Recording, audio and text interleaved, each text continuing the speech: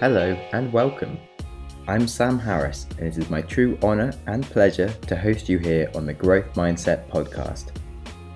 I talk to amazing individuals about how they achieve their dreams and break down the strategies it takes to lead explosive tech businesses to being paid to travel the world. I deep dive into topics such as Bitcoin and fintech, or just how to get stuff done, with the goal of increasing our own collective wisdom and making us all happier, healthier and wealthier. Who doesn't want that?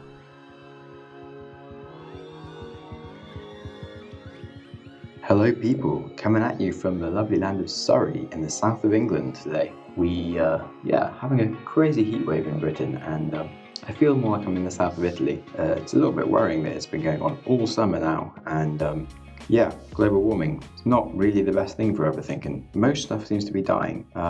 But on a more positive note, I have a very, very interesting interview for you today. I am talking to a person known as who I met in New Zealand in a hostel, and turns out he was a hacker, and he's part of the anonymous hacking group, and claims to be involved in the infamous Hack the World Bank's hack of 2017, where they brought down a lot of the world banks, which is pretty crazy. He's also stolen over 45 Bitcoin. 45 Bitcoin, that's a lot of money. And at the time I was with him, it was worth more like 15 grand a Bitcoin. Right now it's not so much, but who knows? Still ridiculous. Anyway, he now spends his time doing ethical hacking services and light-hearted hacks just to expose vulnerabilities and send surprise jokes to people. But he has a very crazy life story and some amazing insights into the world of the dark web and hacking, and just great advice of how to secure yourself online. And it's just a really great episode where I think you'll learn a ton, and maybe you'll learn to be a bit more terrified about the world around you afterwards. I do try to avoid swearing too much on the podcast because it's not really a polite thing to be doing. But this episode does have an unusual amount of the word beginning with F.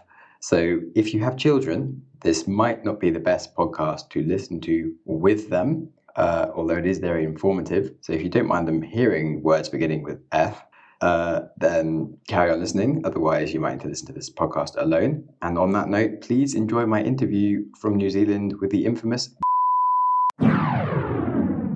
Welcome to the Growth Mindset podcast. Thank you. It's a pleasure to have you here. So I've just met you here in my hostel room and found out that you're a hacker and you've done cool shit with Bitcoin and Wi-Fi addresses. And yeah, I've made one note to myself to whenever you say something to ask, but how? Because I have a feeling you're going to say a lot of cool shit and I'm just going to be like, wow, that's amazing. And then just move on and be like, actually, maybe I should work out what it is you've actually just said. And yeah, in general, I should probably tell you what's going on in the podcast. So we like to find cool people that do stuff that's interesting to people that maybe they haven't heard of and find out like how they actually do it, and people might want to get into these things. So firstly, I guess it would be nice to have a bit of an introduction about you. All right, about me. Originally I was from South Africa. Our parents came here because the crime rate was horrible. Guns pointed at you almost every day. So we gave up that life, came here, and it's been great. New Zealand's so safe. We love it. Cool. So you left an unsafe country and then you started doing unsafe things. I wouldn't call it unsafe.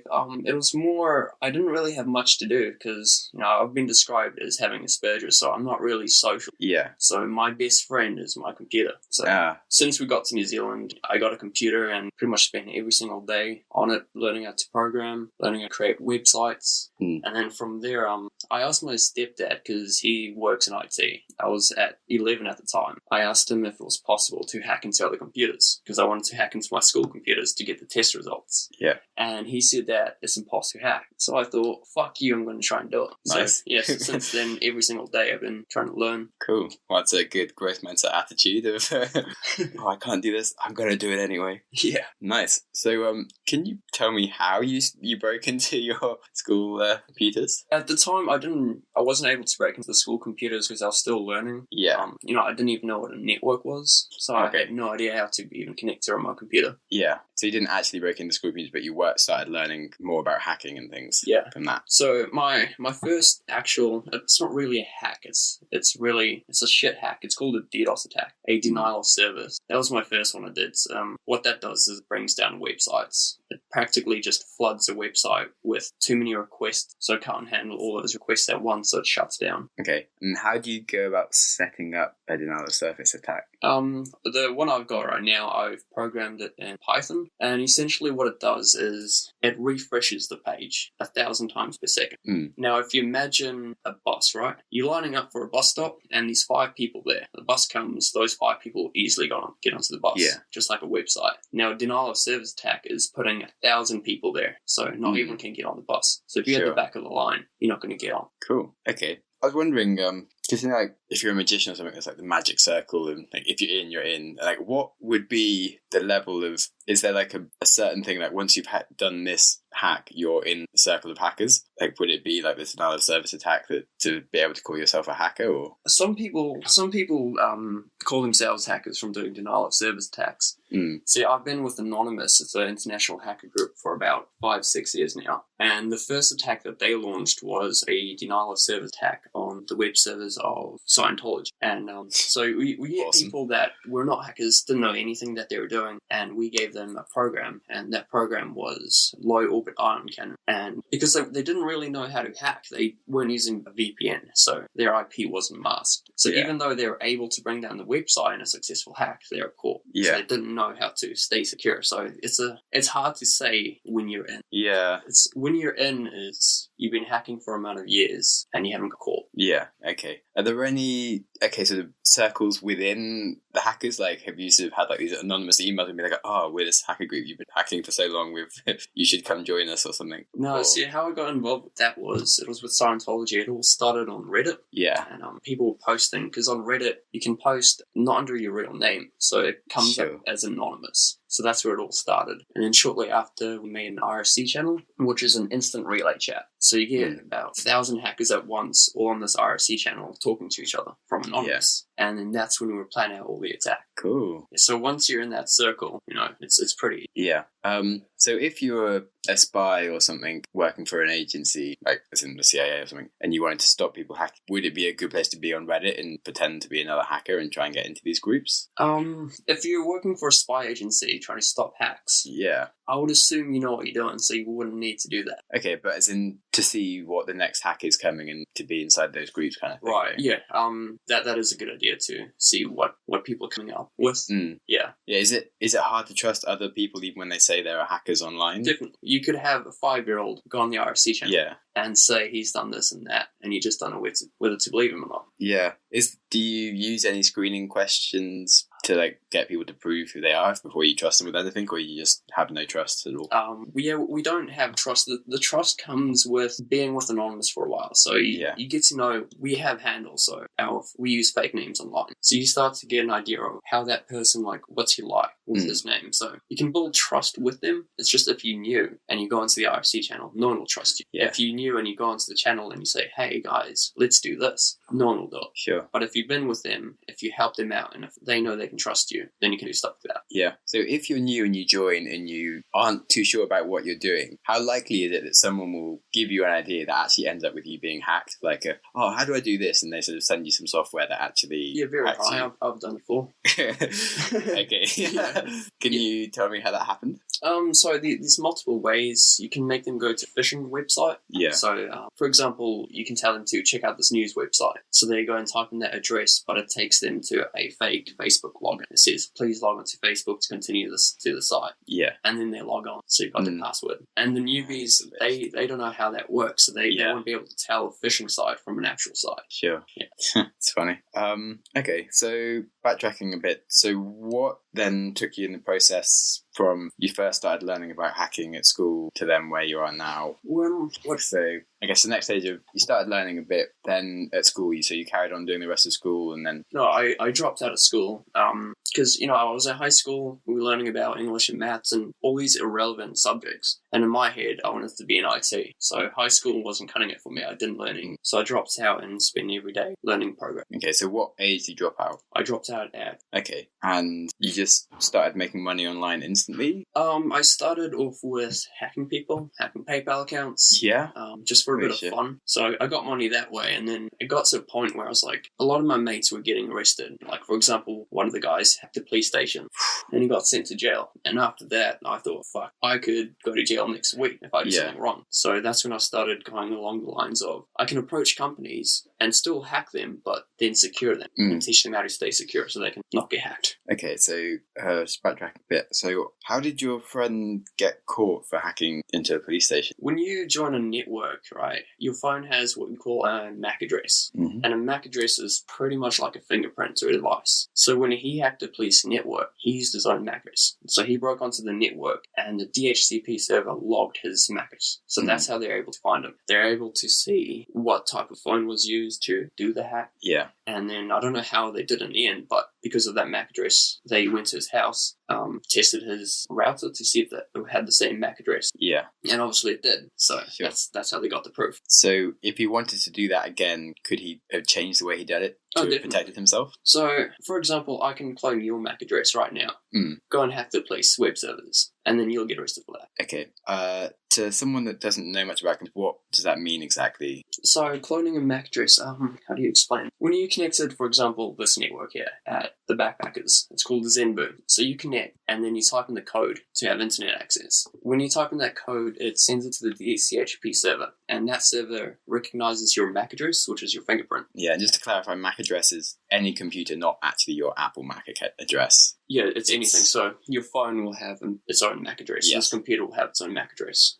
It's all different. Okay. So the server... So it's just like your own ID, like you have a passport, I have a passport. Yeah, it's essentially your phone's finger. Yeah. Because technically no MAC, you won't get a duplicate of a MAC address. They're all different, but you can clone MAC addresses. Yeah. And how you do that, for example, in this network, this is how we can get free internet, is if you join the network and if you type in your code to have internet, the DCHP server recognizes the code and says, okay, this MAC address you're on has, say, a gig of data. Yeah. What a hacker can do is scan the network, see what's connected to the network, and also its MAC address. So I can pick up your MAC address and clone it, then join the network, so the network thinks I'm your device and I have internet. Cool. So yeah, when you places that don't require an actual password, but it's just whatever MAC address you have like just a limit. Like if you're you have like 30-minute free, you're in the airport or something. Yeah. You can just put a random new MAC address on your thing, so you can just fake it. Yeah. And so that's a lot easier than scanning for other people. Yes. The only reason why you'd scan is if you have to pay for it. Yeah. Yeah. Okay, that's really cool because quite often you're like in train stations and they have like a paid for service as well, and like you get unlimited if you pay, so it doesn't actually hurt the other person.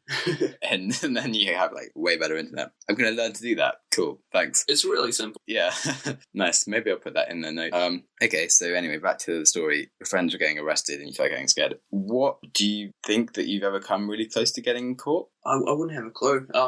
I posted an anonymous video a couple of years ago on YouTube. It was related to a politician called Peter Dunn. And it was basically, his son worked with the synthetic drugs. Yeah. So he was a lawyer for them. So we had this big idea that Peter Dunn didn't want to legalize marijuana because his son would lose profit. So we posted a video to Peter Dunn, and at the time there was this kid in hospital called Alex Renton. He was in an induced coma. He had something wrong with something happened in his brain. He ended up dying, but his family wanted him to get medical cannabis as a last resort just to try it out. Sure. And so we posted a video to Peter Dunn saying, hey, you either give it to us or expect to be hacked. Yeah. Anyway, Alex got medical cannabis, and I went to Peter Dunn the following day at a place called Backbenchers. It's where politicians used to do radio, TV interviews. And because I knew he didn't know I posted a video, I asked him, has he seen it? And he said, yeah, it's been passed into the GCSB, which is the NSA of New Zealand. Sure.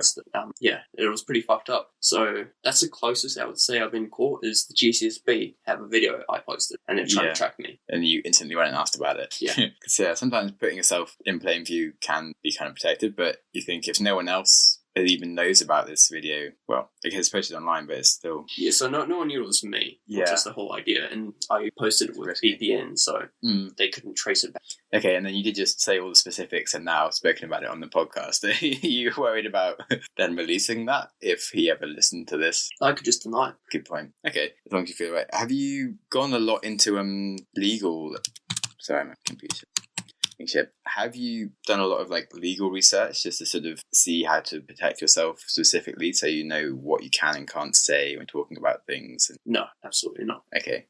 Does that worry you? That see, I can talk about hacking all day and every hack I've done, and you can go to the police, for example, and tell them everything. Yeah. But there's no way that they can prove that back to me. Sure. For example, I can do a hack from your MAC address. You go to the police, you'll get arrested for it. Yeah. Okay. But what if you done something crazy serious that, say, you admitted to, I don't know, being the person that launched Stuxnet or something super huge, and then like the CEO like, fuck, we're just gonna like arrest this guy, and even if you haven't got full evidence, or I guess you just haven't done, that doesn't really matter. So maybe this is a null question. I haven't done, there's no way I've done Stuxnet, but I have done ransomware. Yeah? Not me personally, I've coded ransomware into a USB stick that acts as a keyboard. Wow. So cool. I sold that to a guy with a brain tumor up in New Plymouth. The only reason I sold it to him was he has a family. Yeah. And, he wants to leave a bit of money. Okay. So I was like, fuck it, I can sell you some ransomware. That's kind of like Robin Hood, I guess. Yeah, no, it was crazy. So a day after I sold it to him, I looked on the new stuff.co.nz. You can have a look at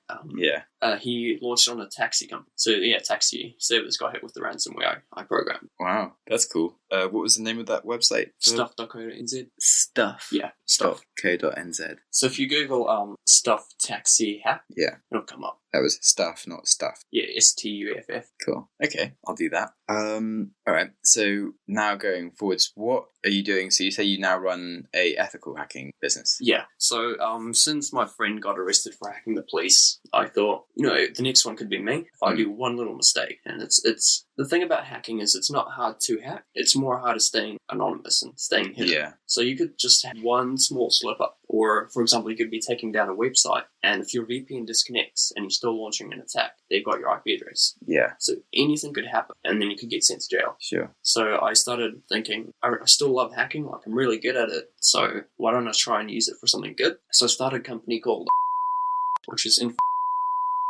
So what we do is we audit companies and we hack them like a black hat hacker. So we do anything we can to gain access to their servers, their computers, or their website. And if we do, we tell them how we're able to access it and how they can stay secure. Cool. Yeah, that sounds much better for humanity. Do you have the idea of like an example client, or could it be anyone, like super small, super big? One example client, it was actually a company I used to work for called the Kensington. It's a brothel, but I was doing their IT shit. Nice. So I was installing the cameras and whatnot. But the thing is, with that company, the so-called manager, his wife actually owned the company. But the guy, he pretended to run it. So he told me he was a manager. Yeah. I was like, all right, whatever. But it turns out he was using the company's money to buy himself crack.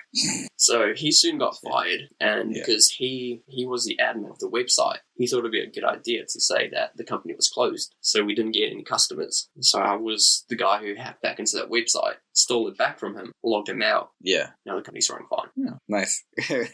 Everybody's happy. Yeah. So that's a good client. Yeah. Then that's like a typical client then? A typical client is, we have a sales team in Wellington and they go up to companies and say, hey, is your company secure? And most of the time they say, yeah. And they say, well, we can hack you free. And if we're able to hack you, we'll charge you to patch the vulnerability. Yeah. Okay, cool. And have you tried doing that with any big companies, like a not big airline companies. Or anything? Cool.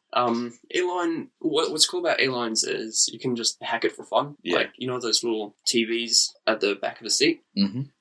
I plugged in the USB and was able to get Facebook open on the screen. Okay. Yeah. Nice. Like airlines, often you'll search on an airline and it'll come up with like a price and you're like, shit, I want to get this, and then you talk about it and then go back half an hour later and the price is like twice the price. You're like, fuck. Is there a way to get back to the original price or even a cheaper price? There's not a way to make the server go back. But what you can do is use programs like, for example, Burp Suite. And what that does is it intercepts whatever you do. So, for example, if you press if you book a flight, let's say it was a $200 ticket to Wellington, and then you press book, and then the page will refresh to another page. But before it does that, all that data has gone through that program, Burp Suite, and you can edit every field that it has. So you can say, okay, the price originally was $200, but we needed it to be $2.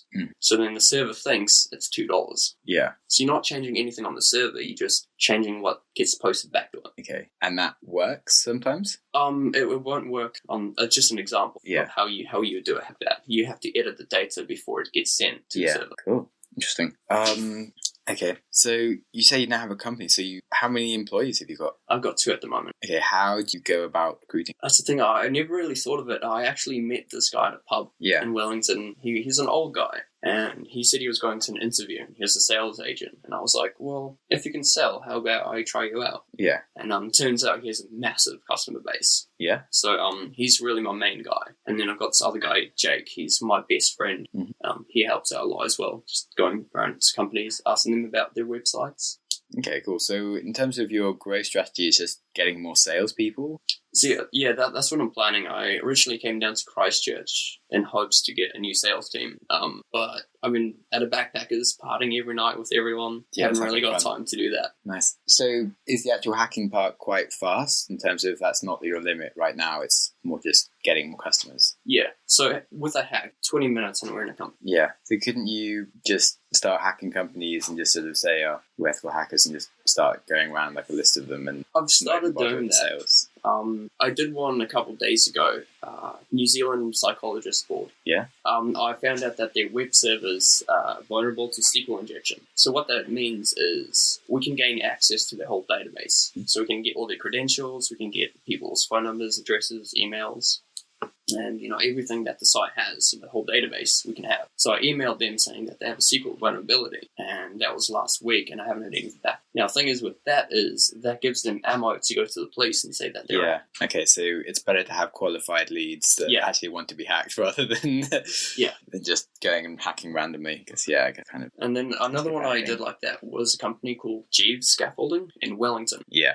This was completely out of the blue. I was using a $60 phone. Wow. Bought it at the warehouse. I walked past the company. They had a secure encryption with their router. It was WPA. And literally just walking past them, I was able to break into the network. Wow. Yeah. It's ridiculous. So I went into the company and told them about it, but I was shaking because they could have just turned around to the police. Yeah. Yeah, it's a hard one. Like sometimes when people, I haven't had something exactly like that, but sometimes you just see people making like a massive mistake and you just want to tell them, but sometimes they just don't want to hear it. Yeah. They think you're a dick and you're like, well, do I just sort of tell you like you're about to completely fuck everything up? And trying to think of a specific example, but it's a lot safer that feeling. Asking them to if we can hack them first than going, hey, we hacked you, and then they like, oh fuck, we got hacked. Yeah, so just push you on the defensive, like fuck. Okay, so you haven't recruited any other hackers then yet? I do have a hacker. He's in Auckland at the moment. He's also part of Anonymous, and I've been talking to him for about 3 years now, so I've built up a lot of trust with him. So when we get a customer that has a web server that they want to audit, if I can't do it, I'll pass it on to him to see what he can. Sure. Okay. So you haven't really got any specific interview style questions or anything then? No, I've never interviewed for this. I've only given the position to people who I know and who I can trust. Sure. But on a more surface level of just when you meet people, do you have any favourite questions just to turn things into a more interesting conversation or to get deeper rather than talking about random, like, where are you from, what's your stuff? When, for example, the guy that does my sales, he told me that he was having an interview for a sales company. So I asked him, hey, how long have you been in sales for? And he said he's been in sales for about 30 years. So instantly I was like, he's probably got a huge customer base. Yeah. So I asked him, hey, what's your customer base like? He said he's got a massive list of people. And I said, if I told you to sell me a website, could you do it for me today? And he said he can call about 30 people right now. I was like, sweet, that's good enough for me. Okay. Because I'm not paying them per hour or anything. Yeah. I'm only paying them if they sell. So if he sells a website for $2,000, he gets 100 commission. Sure. Okay. Interesting. In terms of generally just going a bit more into hacking and things, then it's quite interesting. How, if I wanted to start learning, what would you recommend I start doing? Learn how a network functions. If you don't know how a network functions, it's going to be extremely difficult for you. Because when you know how a network works, you know how devices communicate to each other. You know what ports they use. Yeah. And then from there, you can fuck around with those and break it. Okay, cool. Do you have any favourite tutorials, or is it all so long ago that you... Tutorials? I've actually posted my own tutorial online. Yeah? Favourite tutorials, YouTube channel called Hack5. And Hack5 is where I got that little Wi-Fi pineapple from. Oh, yeah. Yeah. Cool. Can you explain what a Wi-Fi pineapple is? A Wi-Fi pineapple is a device that's almost like a router. So I'll use this as an example. Your phone or your computer. When you go home at night, it automatically connects to your router because your router is on its P&L list, which is a preferred network list. So your phone is always constantly searching, hey, home network, are you available? Hey, office network, are you available? Because it's connected before. What the Wi-Fi pineapple does is it picks out those beacon requests and says, yeah, I'm your home network, connect to me. Sure. So your phone connects to the Wi-Fi pineapple, and from there, all their internet's going through that. So you can see what they're browsing and see the photos that they see. You can strip the SSL, which means when they log on to Facebook, you can have those credentials. Yeah. Or you can make them go to a web server, downloads a payload, which allows you remote access, and you get onto the web camera or install ransomware. Okay, cool. And so, but if I have a Wi-Fi pineapple, does that mean I instantly have a user interface, just click button, strip thing, or... Yeah, so it's a user interface. Okay, that's nice. Yeah, for anyone who doesn't actually know what they're doing. So could you do quite a lot of hacking without actually being a good coder? Oh, definitely, yeah. Okay, that's kind of good, but kind of worrying. Like, for example, right now, I can teach you hacks that don't require any programming, and I can make you break into a web server or hack into someone's computer. Okay, let's go through both of those. How do I break into a web server? These are a lot of different ways. How do you explain it? Like these SQL, for example, the one I did most recently. Mm-hmm. With SQL, what you want to do is when a web server has, for example, at the end of a URL, you see PHP equals ID1, right? Have you ever seen that? Yes. Now, if you take away the 1, so PHP equals apostrophe, that fucks up the web server. So if there's a vulnerability in the SQL, it'll come back with an error saying you have an error in your SQL database. Now, if you use a program called SQL Map or SQL Ninja, you're able to access their database. And then there's a whole lot, like these burp suite, these DDoS attacks. You can brute force their admin, you can have phishing websites. Like the first day I came here, I hosted a phishing site. Yeah. With Sendboo login. But the thing is with that, I didn't get any logins. So I started cloning MAC addresses. Yeah. And as you can tell, I used all your internet. Yeah. That was funny one day. Logged on and then sort of, did like one thing and then logged on a bit later. All my internet was gone. And now I know why. But yeah, it's interesting. My friend actually wanted to start doing a host your own phishing so people could just log in and like build their own phishing scam to do stuff. But then it was like, okay, maybe people are going to do this for bad things. So we didn't do it, which is good. Anyway, you were then going to tell me about how to hack into a PC. How to hack into a PC? Again, there's many ways. The two main ways I do it is using the Wi-Fi pineapple or using a program called Armitage. Okay. So essentially you use them together, Armitage and the Wi-Fi pineapple. So with the Wi-Fi pineapple, you would make their computer, for example, Zenboo, right? Mm-hmm. When you click join network, it takes you to the login page. That's what you call a landing page. So with the Wi-Fi pineapple, you can have your own landing page that downloads a payload in the background and it goes straight to the running services. And that payload allows you to access the computer via command line. Yeah. So once you're on the command line, you can look at any file that they have on their computer, add files, delete files, access the web camera. Okay, cool. So to protect myself, I should try and keep things online then?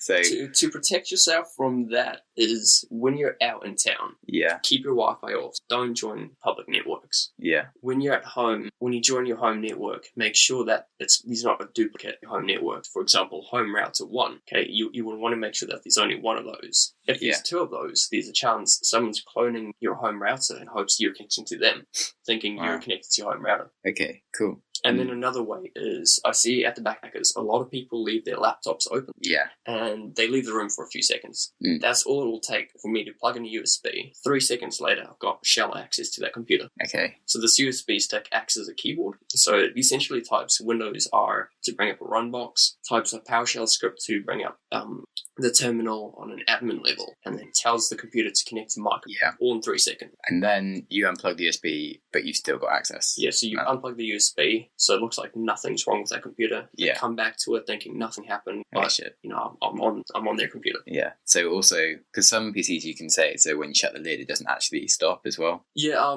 But when you shut the lid, it usually locks it. Yeah, usually. but I can set it on my Mac so it carries on running and never even you gets don't standby. want to. Yeah, so that would be like a really bad thing to do. Whenever you're not around your computer or your phone, have it or disconnected from a network. Yeah. So I'll admit I turned my computer off last night because I was like, we had a conversation about Bitcoin, and like I was only briefly in it for 5 minutes, but I had said that I had like a lot of different exchanges and like a wallet, and was like, shit, this guy just admitted to like stealing a lot of Bitcoin, and I just mentioned I have like lots of different like exchanges. Like, maybe I'll turn my computer off and it'll be fine.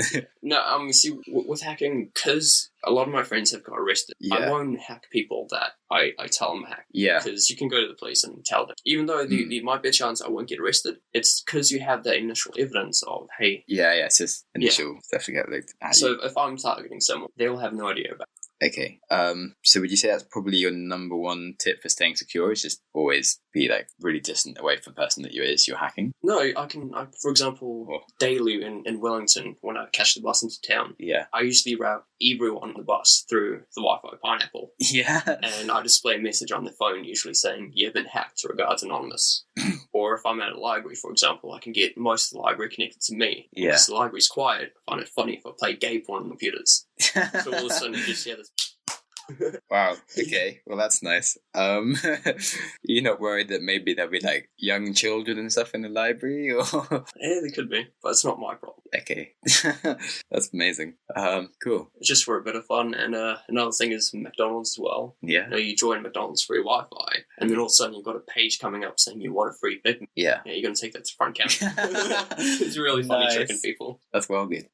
So a lot of shit I do is pranks. Yeah. And I do it in such a way that it can't get traced back to me. Sure. Okay, what was the first prank you ever did? My first prank? Probably just shutting down his computers. Yeah. Oh, yeah, my friend had that. I remember when I was like 14 or something, he had like a USB that he plugged in, and like your computer just went like, oh shit, oh no, oh, I'm shutting down. Yeah. And it was like, mate, what have you just done?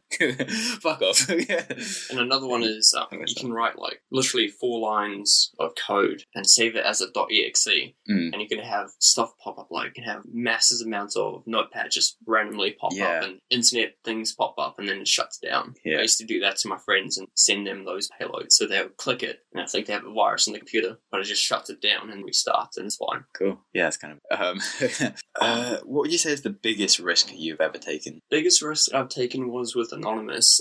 It was an operation called Op Icarus. At the time, we were taking down banking websites. We took down Rothschilds, we took down Central Bank of America, banks around the UK, banks around Europe. And what we were doing is we were just DDoSing their servers, so no one could do any online banking. But a couple of people got arrested for that and spent 10 years in jail. Yeah. So that's probably one of the most riskiest things I've done. But when they arrest people like that, do they try and give them reduced time for ratting out the other people? Yeah.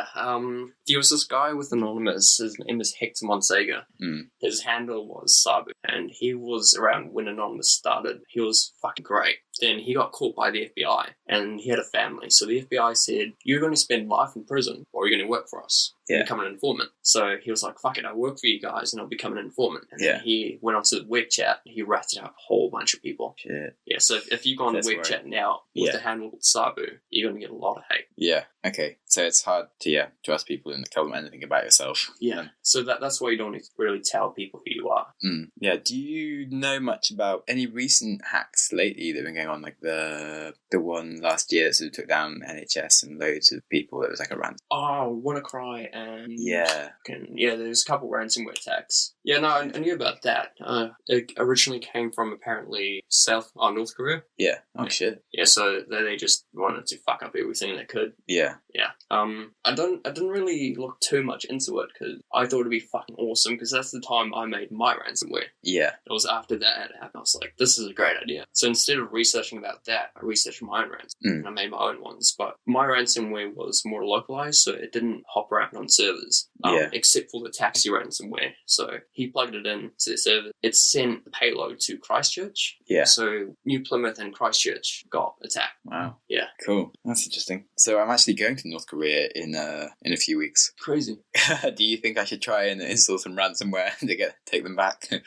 Now, I would say be careful there, because I know a lot of hackers around those areas, and you know, those guys are fucking amazing. They have fake cell phone towers, so you could be texting people or making a phone call, but a hacker could be intercepted. Wow. And that happens all. So basically, if you're not entirely sure what you're doing, just stay away and keep yourself safe. And the crazy thing about hacking is most of it goes unnoticed. Yeah. Yeah, so you could be making a phone call thinking, you know, it's all secure, but a hacker's listen. Or if you text your credit card details, boom, it's going to get xed out the next day. Yeah, scary. Yeah, I actually worked on oil rigs for a while and was actually very ethically against it, apart from the fact that it's just super interesting to go there and like learn about the industry. But I was like, if I knew more, it was like quite tempting to try and do like a Stuxnet or something just to take them all down. But I was like, fuck it, I have no clue what I'm doing.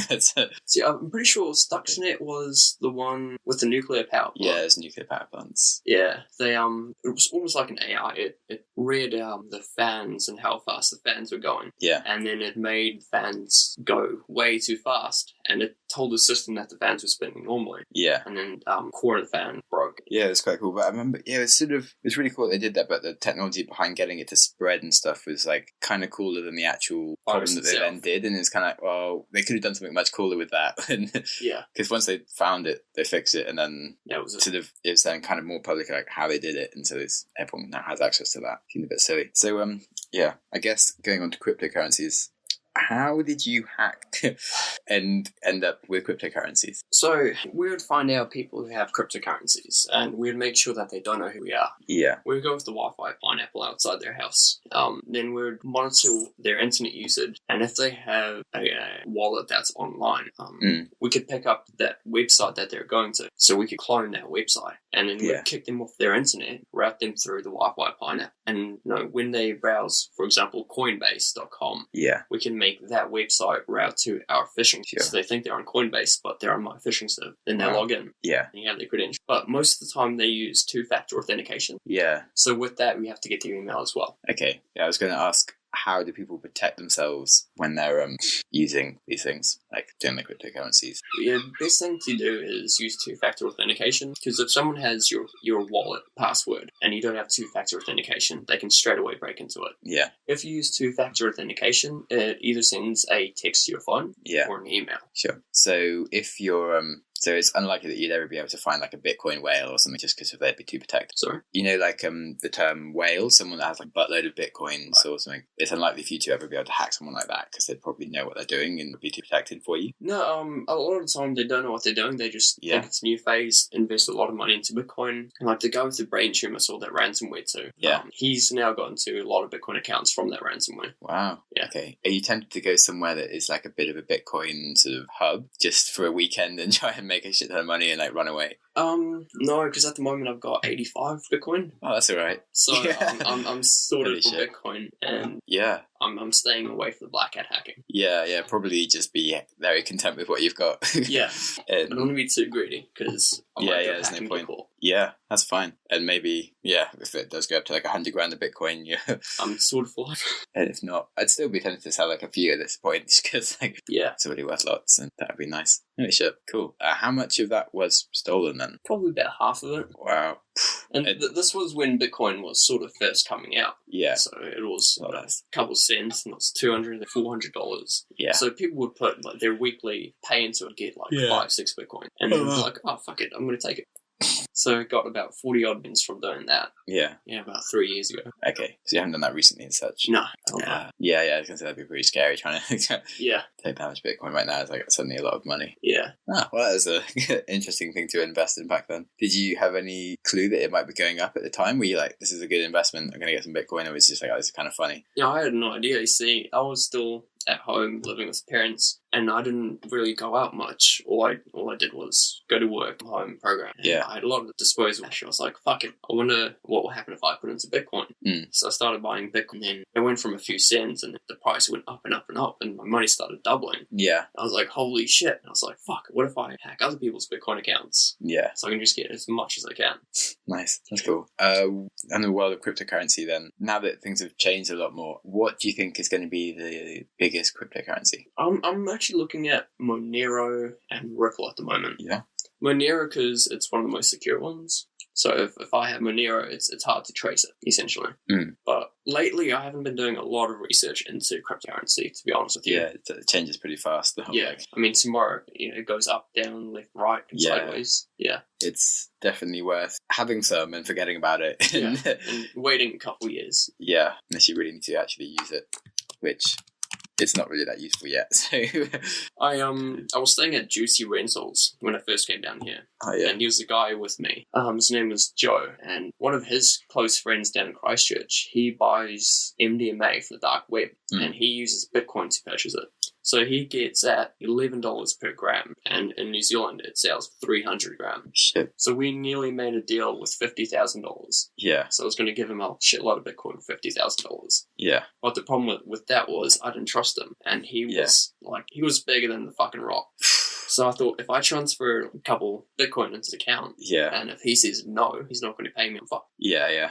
Like, he'll knock me out with a high five. Yeah, it's easier to stay away. Yeah. It's risky. Pretty scary. Nice. Are you tempted to do any different form of business, like a cryptocurrency startup or anything, or are you just very happy with hacking? With cryptocurrency startups, you need a shitload of money to start it up. Yeah. You need billions to start it up. And Bitcoin wallets get hacked all the time, and I don't want that happen to my startup.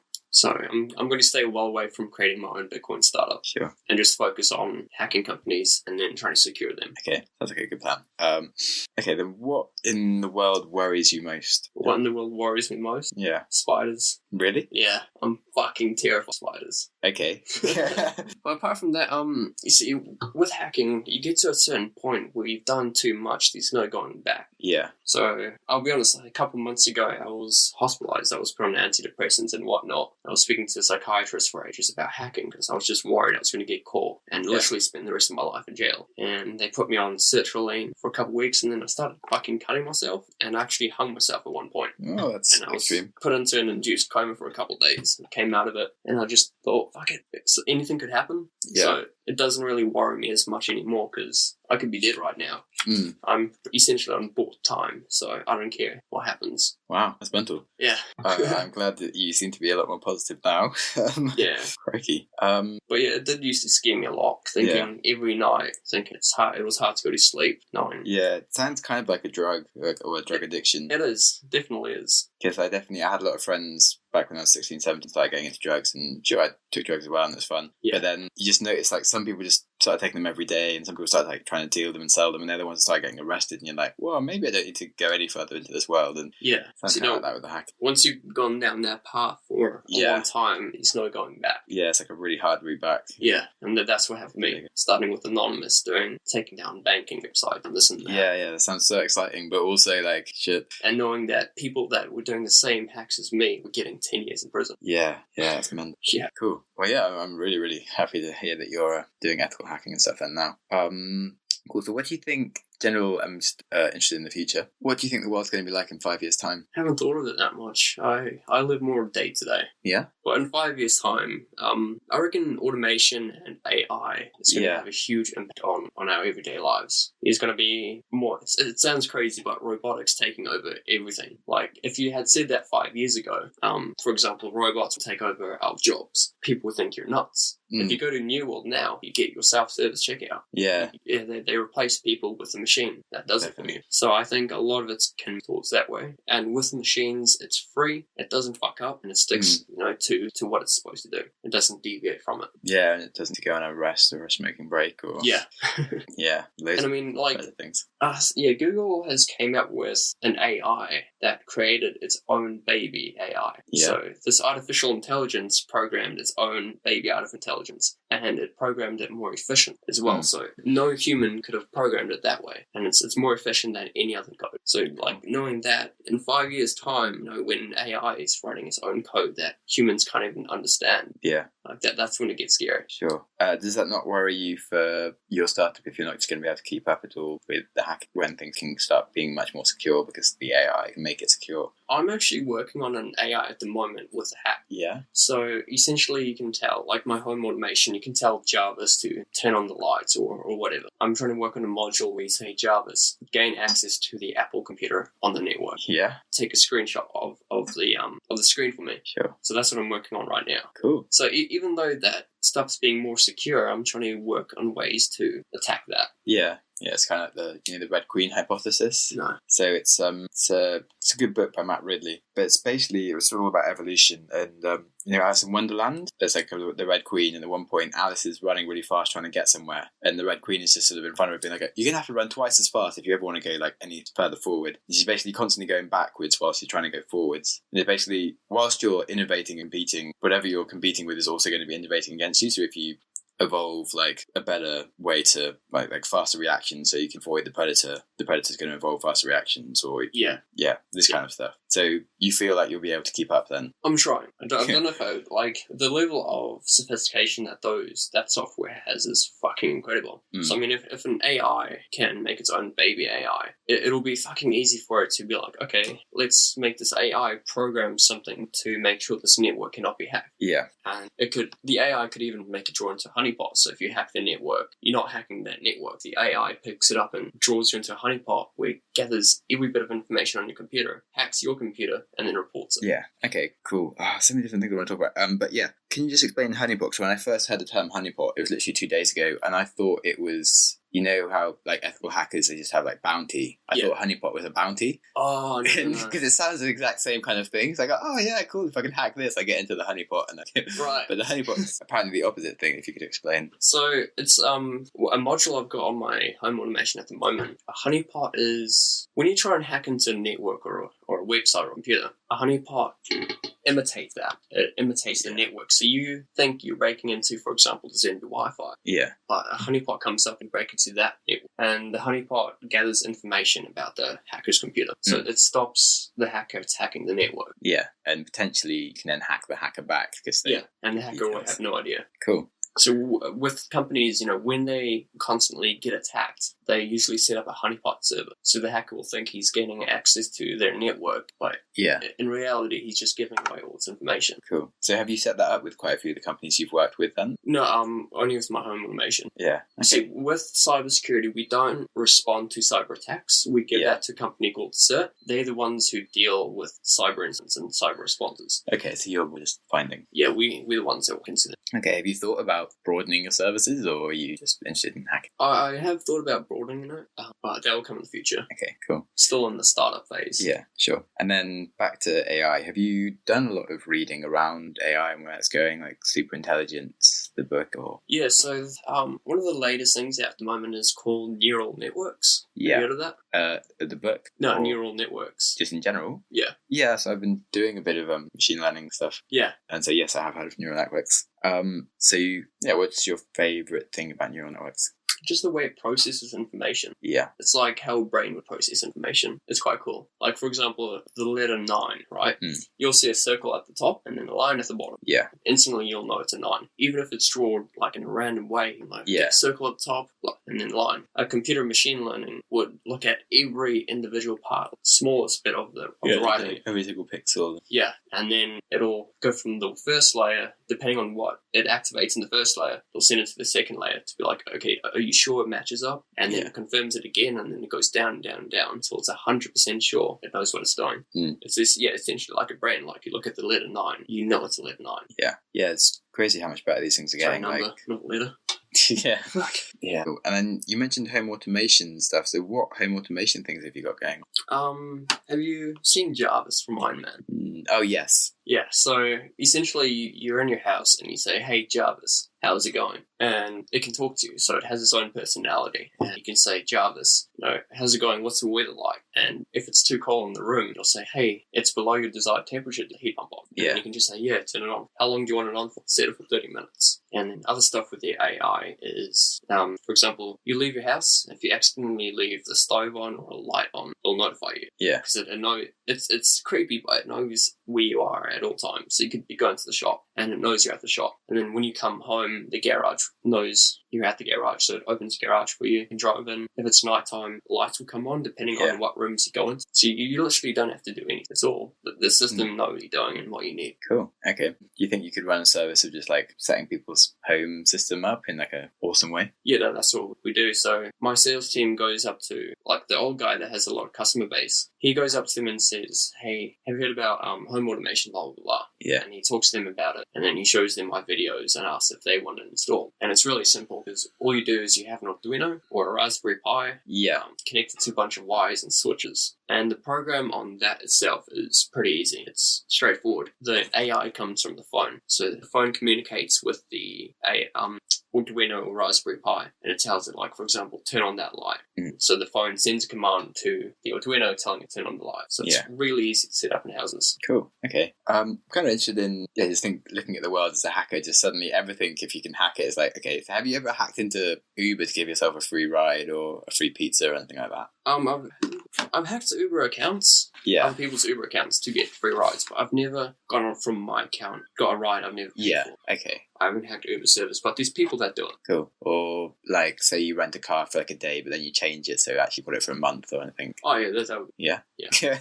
Awesome. I've never done it, but that would be super easy. Okay. How would you do that? So when you book a car, they write it on the system. They say, okay, the day you bought it, the day you want to return it. Yeah. And then they save it to a file. Now all it takes is me to plug in a USB for 3 seconds, unplug it, and then modify that file. Yeah, to be fair, when I booked the car, the lady ran away for sort of literally 5 minutes. I just stood next to her computer. Yeah. Whilst she was dealing with something. So you could have plugged in the USB and accessed that computer for the time you want. Yeah. And booked the car for an extra month and say it's been paid for. Yeah. Oh, perfect. I need to get hold of that USB apparently.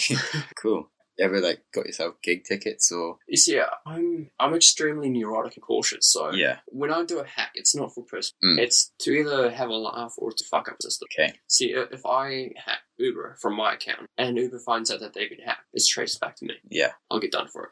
Cool. So probably a good philosophy on hacking. Yeah. Have you got any other major life tips that you've learned along the way? Yeah, just don't fucking trust people, man. Yeah? Yeah, don't trust people. Make sure your Wi-Fi is turned off when you go into town. Don't join open Wi-Fi networks in town. Because, as soon as you join the network, someone can access. Sure. Okay. As a life tip, that seems a bit negative, saying don't ever trust people. I'm quite trusting, but certainly in the eyes of a hacker, I'm definitely like, okay, actually, yeah. See, I would definitely not want to trust people. Do you feel that you are just less trusting in general because if you are in the world of hacking that you were talking about? So kind of nicer to be perhaps more in the rest of the world where you're not worrying about these things so much. If I wasn't a hacker, I would be more trusting people. I'd be open and whatnot. Like when you came here and you said you wanted to interview me. Yeah. Initially, I was like, well, what if he's a cop? Like that's just my mentality. There could be a chance that he could be trying to get all this information from me. Yeah. I'm always second question what. Yeah. So my trust levels are extremely low. Yeah, and it's hard to be so present in the moment when you've always got that second line of thought going on. Yeah. So it does fuck you up. Yeah, definitely. It's nice to see there's two sides of the good and the bad going on. It's like, oh, it's so exciting. Oh, it's really shit. Oh. Yeah. If you're a black hat hacker, it is scary. If you do more ethical hacking, it's way more. Yeah. You don't have to look behind your back every day. Ah, that's good to hear.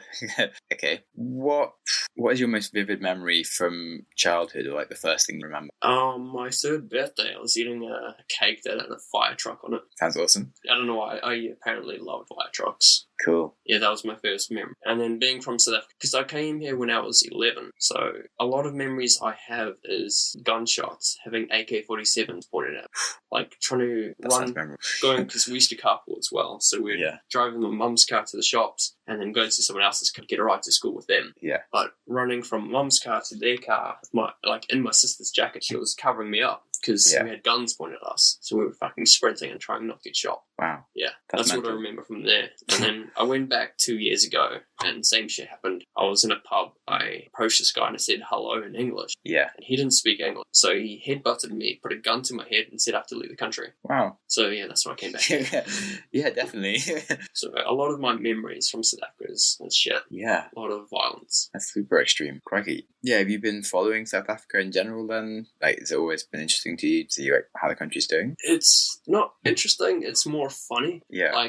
If you look at the old president, Jacob Zuma, motherfucker can't even count.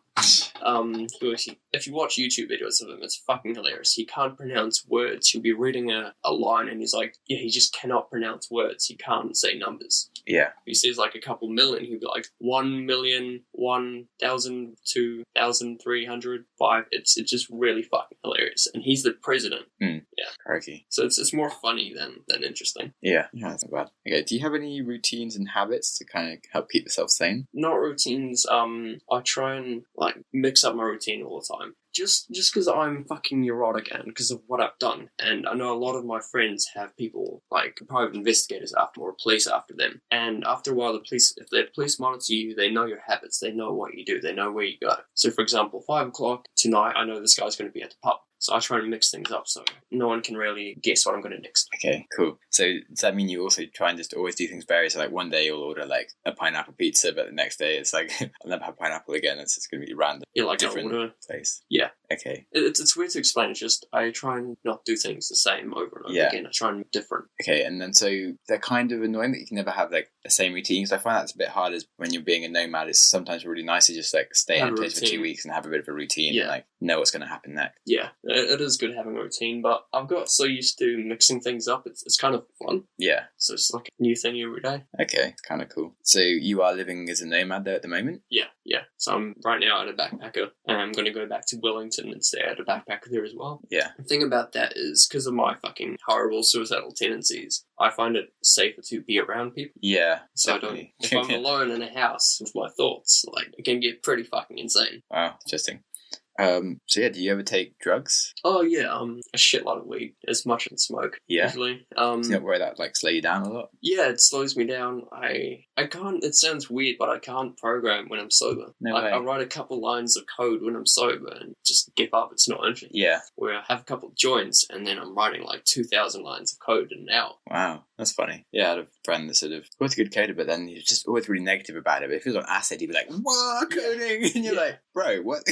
How have you taken so much acid? I can't even see. What are you doing?" That's mental. Yeah, that's really interesting. Maybe I should try taking more drugs when I'm coding. But it seems to be going all right for me with that. And then also because I was put on antidepressants, I found weed is a lot better.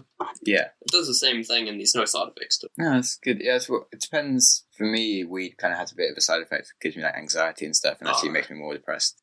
So yeah, it's unfortunate. When I first started smoking, I used to always get paranoid. Yeah. So maybe it's just like mindset. I used to hate smoking weed. Yeah. And then I don't know what clicked, but all of a sudden I loved it. Yeah. Well, if it works, I guess. Do you have anything else that you would say you're sort of addicted to or anything other than hacking and weed? And that's mainly what my life consists of. Yeah. Is being on my computer, trying to break into systems, having a bit of fun. Yeah. And smoking shit ton of weed. What would happen if you didn't have weed or a computer for a whole week? Yeah, I'd lose my mind. Okay. Absolutely lose my mind. Yeah. Yeah. With weed, it's okay. Since I've been down here, I haven't had any. I've been completely fine. But if someone took my computer away, I'd lose.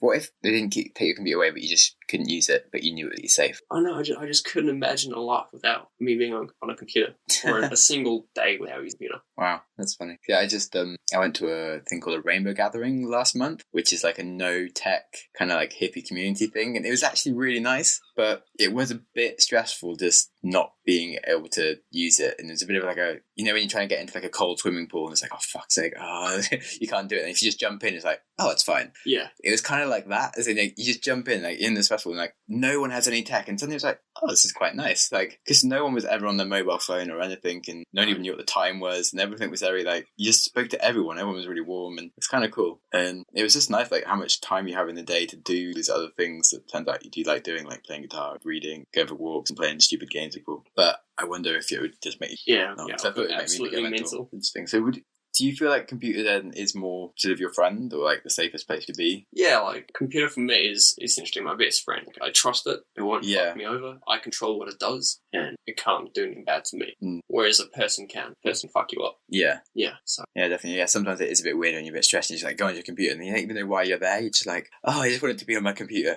And then it's like, okay, well, now I'm here. What are you going to do? And yeah, it's like a human problem these days. Cool. And then is there anything else you wanted to add that we haven't spoken about? I think we covered most of it. Yeah, I've got quite a lot. Yeah, an hour and 12 minutes of conversation now. Oh, shit. Which is good. And then is there anything else you want to ask me? Not that I can think of at the moment. Cool. No worries. Okay.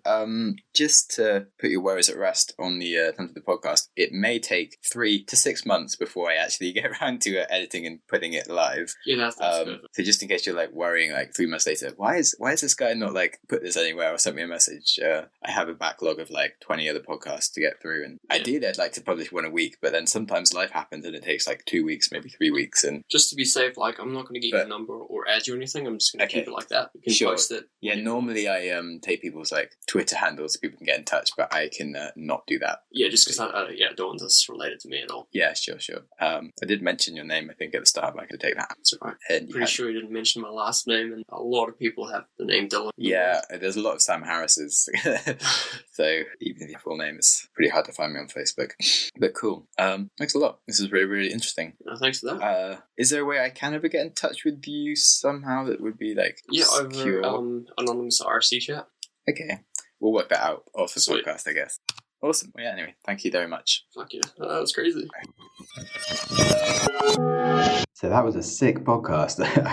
I hope you agree, just to talk myself up a bit.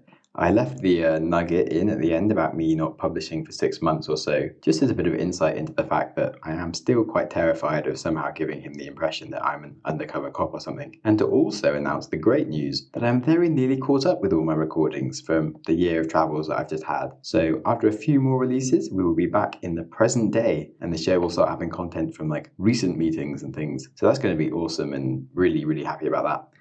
We're also going to have a review episode from my year of traveling the world at the same time as making money whilst doing it, which should hopefully give you guys some insights into how to be more of a nomad and have fun and do things like meeting mental people and stuff. So that would be a great way to round off the season. And then next season, I'm going to have some amazing, cool entrepreneurs and scientists and just fantastic people lined up already for the show. So I'm super excited about things. One other interview in this final season wrap up is introduced me to the dark web, where he put me in touch with an actual real life hitman. Like totally legit, this person spends his life killing people for money, which is mental, completely mental. It's a concept that I thought only existed in movies, and I don't know, didn't really feel like actually going on right now kind of thing. But yeah, totally a thing. You can get people killed for money, which I guess makes sense. I did almost meet him, but the logistics were very complex. And to be honest, the audio would have been terrible, because to be able to meet him, I would have to be in a moving car in India, which is just like a double awful on sound. And he also would need to be wearing a helmet and a mask kind of thing. And so it would have been terrible. And then, just never quite managed to be able to meet up anyway. And maybe it's for the best that I haven't ever met a real life hitman, and perhaps he doesn't have a reason to kill me in the future. So that's nice for me. But we did get to have a conversation, and it is quite mind-blowing, and I'm sure you will learn lots from that as well this season. So exciting times for the podcast. Back to this episode. It was a really interesting experience just talking to about all the kind of hacks and leaks and exposures that you're around all the time. He actually demo hacked a few websites for me, just probably to show off. But yeah, it was pretty fun. And we didn't do anything malicious with what we found. It was just more of this is how you do it. And he did hack the Wi-Fi network that we were on. And yep, that was ridiculously easy. It took like 5 seconds. So he seems to know what he's talking about and is quite legit. And he definitely does have a buttload of Bitcoin.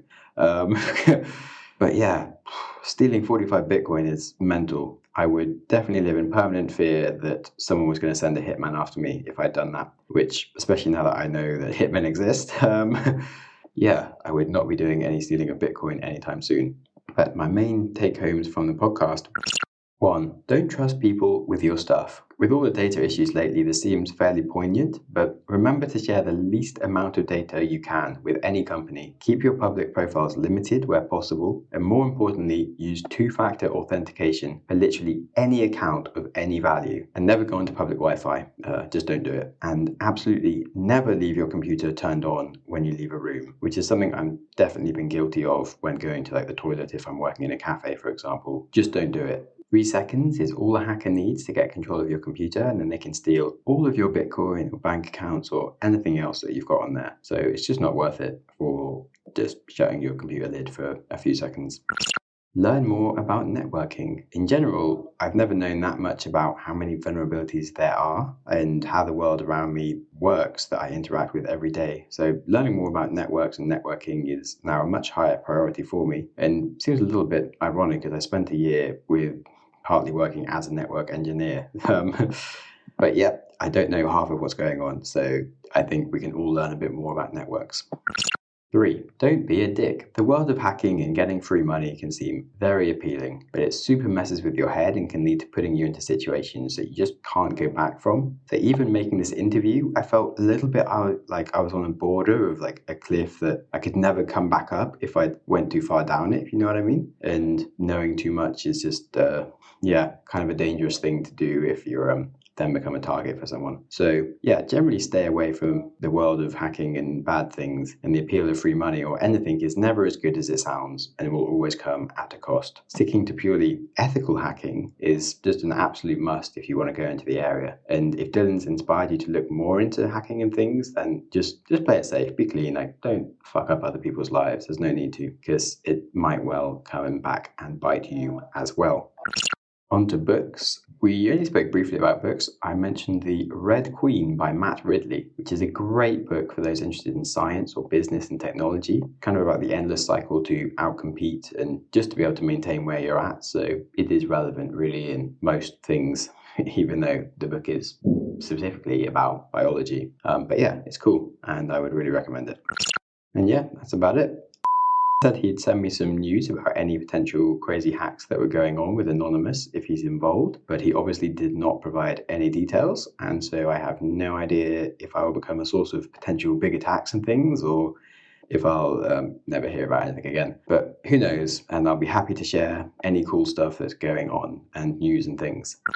And on that note, I hope you learn lots about the world that you live in and interact with every day, and that you feel a little bit smarter and wiser, and that you have two-factor authentication for all of your Bitcoin. And if you are feeling super smarter now about the world around you, thanks to the content on this episode, try and think of just one friend who would benefit from hearing this podcast as well, and try sending it to them, because you can do both me and them a massive favor, and then life will be wonderful and fantastic, and I will be very happy, and so will you, because you've done something nice. And yeah, have an amazing week, and I will talk to you again soon in the next episode. Boom. So firstly, just do a quick sound check. What did you have for breakfast? What did I have? Yeah, vodka. Oh, good. You've listened to an episode of the Growth Mindset podcast. If you enjoyed the show, please subscribe on your preferred app and give me a good rating. If you are unable to give good feedback right now, try sharing the show with a friend who will, or just wait for the show to improve. If you have any ideas for the show or you just want to reach out, I'd love to talk to you. On Twitter, I am at Sam Harris Tweets, or Instagram, SamJamSnaps. Show notes, along with links to everything that we discuss, are available at growthmindsetpodcast.com, along with information on how to get involved and blog posts on cool things that you should be aware of. Thanks so much for listening, and I hope you enjoy your next podcast.